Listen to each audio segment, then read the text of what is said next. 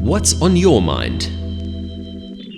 All right, so in this section, we look to you as the listeners, as the audience, to bring the questions. And we've got a few questions this week, and we've picked one. I know Chad's got a voice note. Just a reminder, for anyone who would like to send in a question, make sure to send it to us on Anchor or on any of the social media platforms. We'd love to hear what you want to ask. But Chad, you've got a question for us today. Absolutely. So this one comes from Raphael, and here is his question. Hey, so following on the Tesla point, what do you guys think about self-driving cars?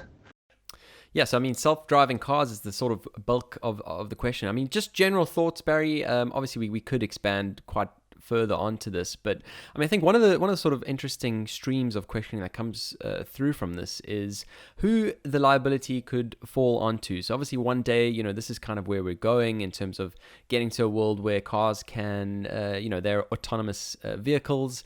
Are there any debates at the moment going on about who the liability could fall onto in terms of damage? And then also just on a wider note, what are your general thoughts of self-driving cars? Yeah, so I've got lots of thoughts on this, and I think we should definitely touch on this topic in future as well. Self-driving cars for me is fascinating. It's philosophy brought into real life, and we were chatting a little bit earlier about philosophical thought experiments in real life, and self-driving cars is exactly that, right? So the idea that you can have this car that's going to drive itself completely without the need of a human driver. And the idea is that as humans, we make a lot of mistakes on the road. We are not concentrating. We have lapses in judgment. We have poor reaction times, etc. And a lot of the accidents on the roads and a lot of the deaths on the roads is because of human error. So the idea of autonomous cars is that it's going to take away those errors and going to hopefully make the roads safer. And that's something I agree with. What the struggle is that these systems are never perfect. And talking about techno-chauvinism earlier, like technology is never perfect. There are going to be mistakes. There are going to be things that go wrong. And when a human makes a mistake, it's easy to be able to say, cool, that's where the blame lies. That's where the guilt lies. That's where you should get reparations from for someone who's suffered or someone who's gone through damages, etc. When we're looking at a self-driving car, there's no one to point to, right? And so the debate becomes, are you looking at the manufacturer of the car?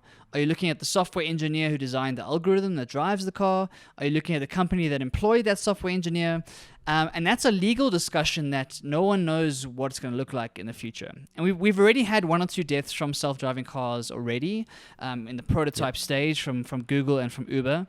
And so I think we're already looking at this discussion, and it's something I don't know the answer to, and I don't even know where I stand, because I can see the arguments on all three of those nodes. And for me, it's too early to say. At the moment, self-driving is a little bit of a misnomer. Like, the technology is not there yet, even though the guys who are really excited think it is. At the moment, it can only do like very controlled environments, so highways with very well lit and like very simple kind of geographies. We haven't seen it tested under various conditions around the world, so it's still slow and it's still getting there. But this legal discussion and this ethical discussion is very important to have, because by the time you get to that point, you need to have understood what you want to do with this, right? And there's a lot of ethical discussions as to, are you going to program ethics into this machine? So, for example, if a car is barreling down a highway and there's an obstruction in the way, or a car is stopped, does the car hit that car in order to save not going into the oncoming traffic?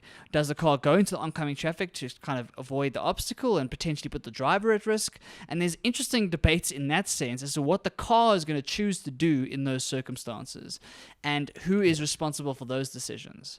And so those are some of my thoughts. They're still very half-baked, I know, and I've got a lot of different ideas and a lot of thoughts about it. But Chad, we're curious to hear what you think. Well, yeah, I think as you say, we'll definitely touch on it further in sort of future podcasts. But I mean, it's certainly exciting technology. I think the tricky thing is its implementation. I think artificial intelligence is obviously quite key in this one in terms of how it arrives at its decisions. And as you said, in one particular instance, there could be a number of right decisions, and ultimately, which is the right one to take.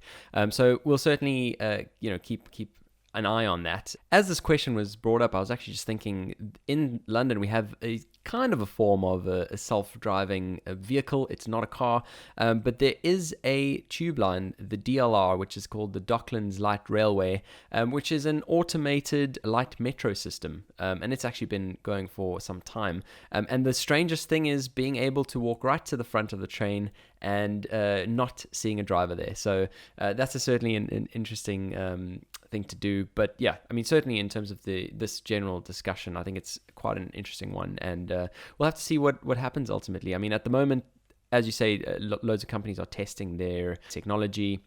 A lot of this technology is actually studying from humans and studying from their reactions under certain circumstances. So we'll certainly see how that develops. But this ethical question of who liability should lie on, as you said, I just did a quick Google search, and yeah, I mean, saw in March 2018 there was an incident, as you said, from Uber, where the prosecutor has ruled now that Uber themselves are not going to be liable, but it's possible that the backup driver might be.